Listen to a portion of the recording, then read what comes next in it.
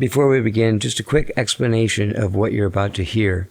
When I talked to Mike earlier in the day, he said he had some big news that he was excited to share with me, so we scheduled a time for him to talk. Then when the time came, there had been a complete reversal. Someone that we both know and love was reaching out for help at the last minute. They just couldn't do it. The call of drugs were too powerful in their life. He shared this with me just after we got into the interview. I stopped the recording. We spoke for a while. We came back. We did some more. We stopped the recording again. Really, it just lost momentum. By that point, we were both sad about our mutual friend. Sometimes that happens. Recovery has its ups and downs. People are dynamic and fluid, and they don't always do what you want them to do. He does have some good news about his own life, and I think you'll appreciate his perspective on things as always.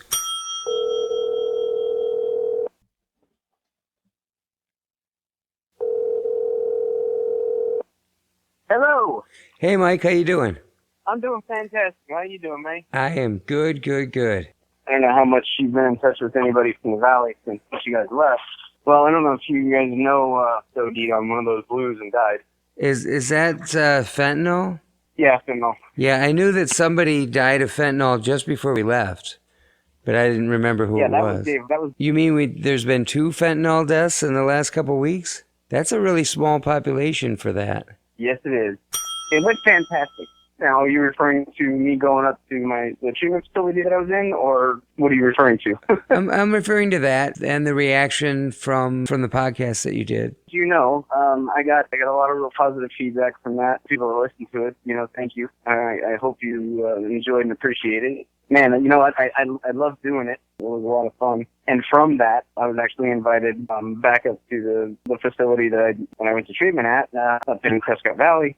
I got to talk to a group of 44, 50-something people that were anywhere from a day and a half clean, all the way to, almost 60 days clean. Yeah, it was really, really neat because, I looked into that audience and I could see me at every stage of, my recovery up to that point. Those people were either in pain, scared to death, absolutely confused, or just 100% pissed off. That's the range of emotion that you go through. It's like, dear God, what's going to happen next? And then, oh, I got this. And then, oh shit, I don't have this. Oh my God. It's like, the funny thing is you get, hey, I've got this, after about 72 hours. Right, yeah. And then you get the, oh shit, I don't have this, at like 4 days. Yeah, right. It goes from there. It was neat. Actually, I had a group session with the same treatment center, a bunch of clients and myself and the group facilitator. I'm part of ongoing treatment with that place still. Mm-hmm. I have 3 groups a week with them that, I go and I participate in. I still learn. I'm sitting there and we're doing our check-in and everything, and I get a direct message from one of the other participants, and she's asking me, are you in Marana? Or, and she said, oh, okay. And why do you ask? And she said, well, I was in residential when you came up and talked a couple of weeks ago. And I was like, oh, okay, that's cool, and so. And she's like, wow, it was really good, like, this and that. And she's telling me about, the things that I said that spoke to her. And that was neat, Oh, that's cool. Yeah. Well, like when you're doing that, you're looking at all these kind of blank faces and these eyes all looking at you. And in your head, you got two dialogues running, the one that's spewing forth from your mouth hole. And then you've got the other one going, these people are looking at me like I'm an idiot, am I standing right, why am I flailing my hands around, oh, I just tripped over the chair, I just, you know what I mean? Like, right. I don't know, it's really cool when people are like looking at you like, boy, you got a shit together. Right. And in my head I'm going, oh my God, I don't have my shit together at all. So, yeah.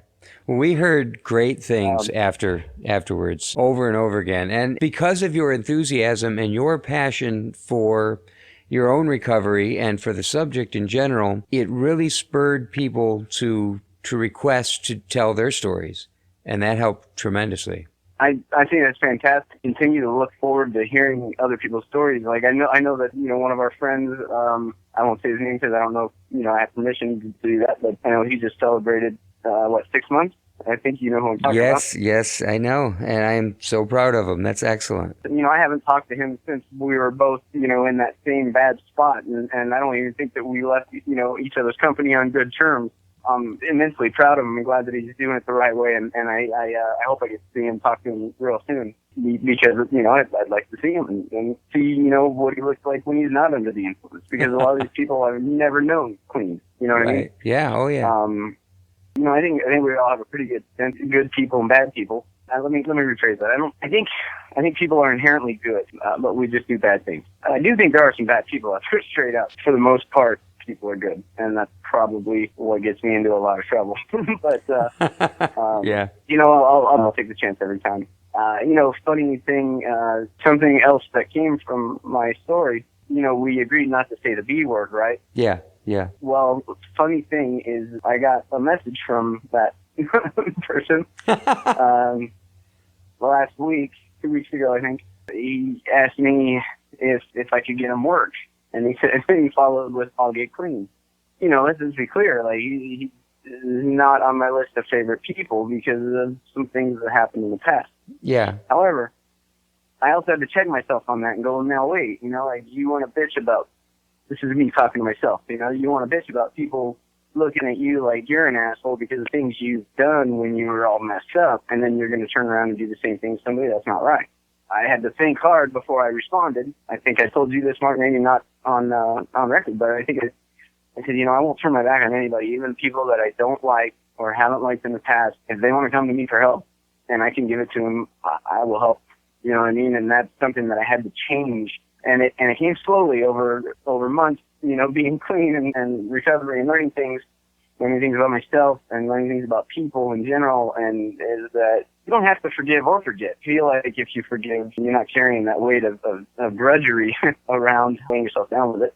I was at a 12-step meeting tonight. That was the topic. It was the power of forgiving. It's a huge thing, and it's freeing. And so my response to this person was, I'll tell you what, man. This is how I said. You show me 90 days clean, and we'll talk about getting you work.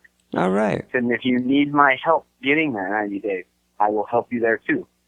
I said, but I'm not going to chase you around, and I'm not going to do it for you. Right. I feel like I'm in a position that I can help almost anybody, but I can only help people that want the help.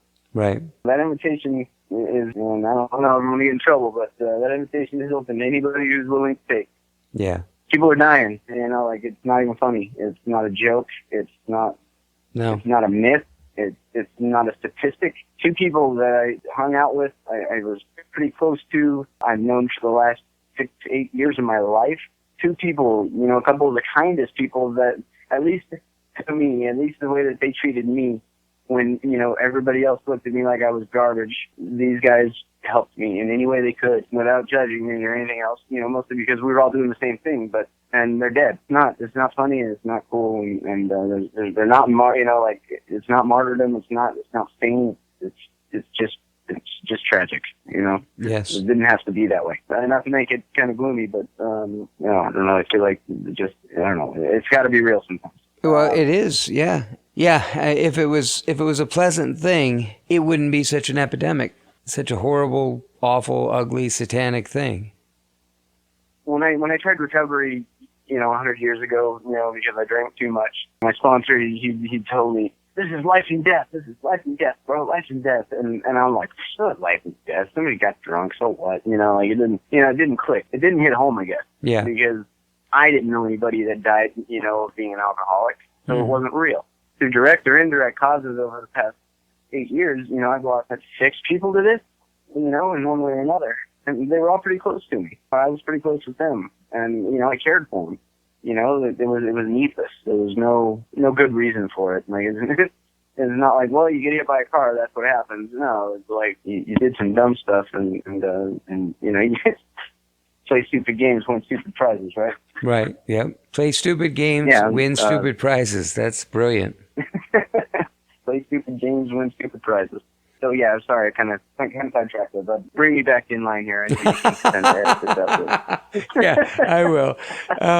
Okay. We were talking about the reaction to the last podcast, and you were telling me about your experience at your old rehab when you went up to talk to him.